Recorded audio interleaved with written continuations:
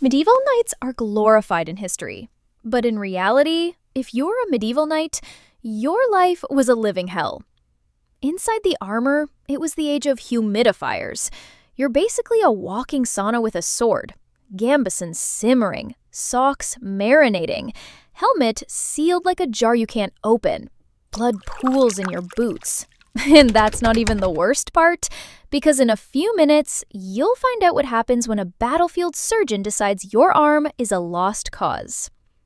People imagine knights as noble protectors, rescuing princesses, winning glorious duels, shining in the sun like storybook heroes. The truth? Your armor is less like a noble suit and more like a mobile coffin. Once you're inside, you are locked in with your own stink, sweat, and pain. And the very thing meant to protect you will eventually betray you in ways you can't imagine. Some knights who fainted mid-battle fell face first under the midday sun inside a heat-conducting metal suit. And the heat inside the armor cooked them so badly that they smelled like roasted pork later on.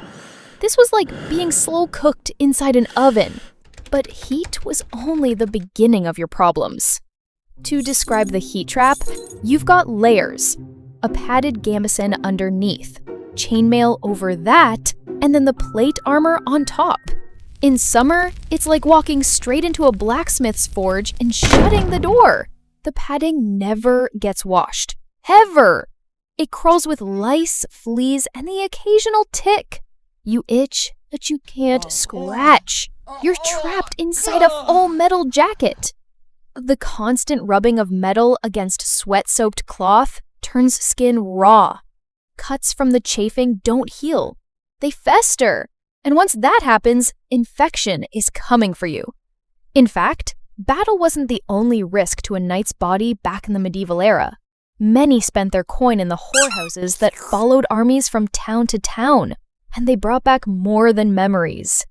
The sores from syphilis or gonorrhea festered under the armor's constant heat and damp, a perfect incubator for infectious diseases. The padded gambeson rubbed against them, breaking scabs open again and again, soaking the cloth in pus. By the time the metal plates came off, some wounds had eaten their way through skin and muscle, leaving raw craters that stank worse than the latrines.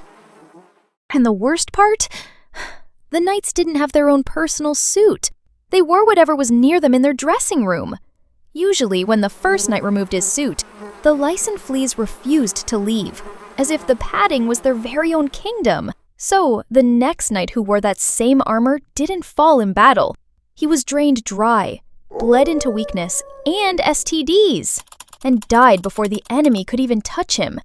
And here's something people forget. Knights didn't exactly have bathroom breaks in battle. If nature called, it happened right there, inside the armor. Warm urine soaking into your padding, mixing with sweat, turning it into a swampy stew pressed against your skin for hours. And when it wasn't just pee, well, the smell would crawl up into your helmet and stay there, trapped, baking under the midday sun until it became part of you. And that's when the helmet became your own personal gas chamber, a breathing cage with just enough air passing through tiny slits. Every exhale makes the inside hotter, wetter. You start gasping, your chest tightens, the edges of your vision darken. Some knights fainted mid-battle. You hit the ground, and your so-called brothers in arms step right over you, or on you.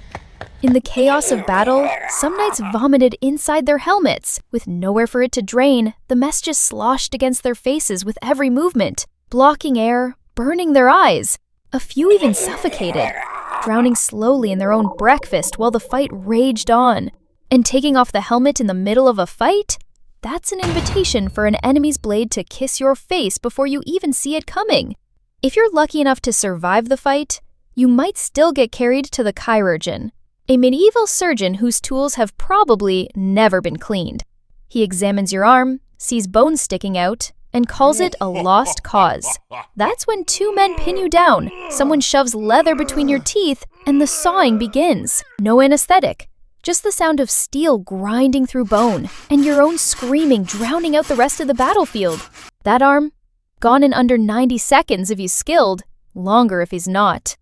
When surgeons ran out of clean bandages, which, let's be honest, were never that clean in the first place, they stuffed wounds with whatever was on hand. Moss ripped from a tree, horsehair, even handfuls of dirt.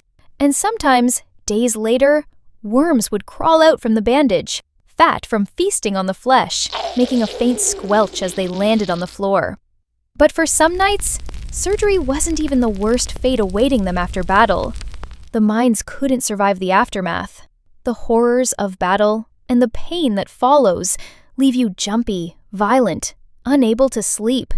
There's no word for PTSD in the Middle Ages. They just call you mad. Many nights wander off, never to return. Those filthy tools? They carry infection like a gift from the devil. You might survive the day, only to rot alive over the next week. Fever sets in, the wound smells like meat left in the sun, and your body starts shutting down. Sometimes the only thing keeping you alive is the wriggling maggots eating the dead flesh. And that's not healing. That's just buying you time. Knights who kept their helmets on for too long found that dried sweat, congealed blood, and hair fused together into a crust. When someone finally tried to remove the helmet, the skin came with it, peeling away like wet parchment, leaving raw, pink flesh exposed to the air. Better to die on the field than to live in the stench of your own decaying flesh. So next time you see a knight in shining armor, remembers, you're looking at a medieval death trap. And if you think this was bad, wait until you hear what ancient Egyptians did to their mummies. It makes this look like a spa day. Stay subscribed for the Egyptian mummy video to drop next week.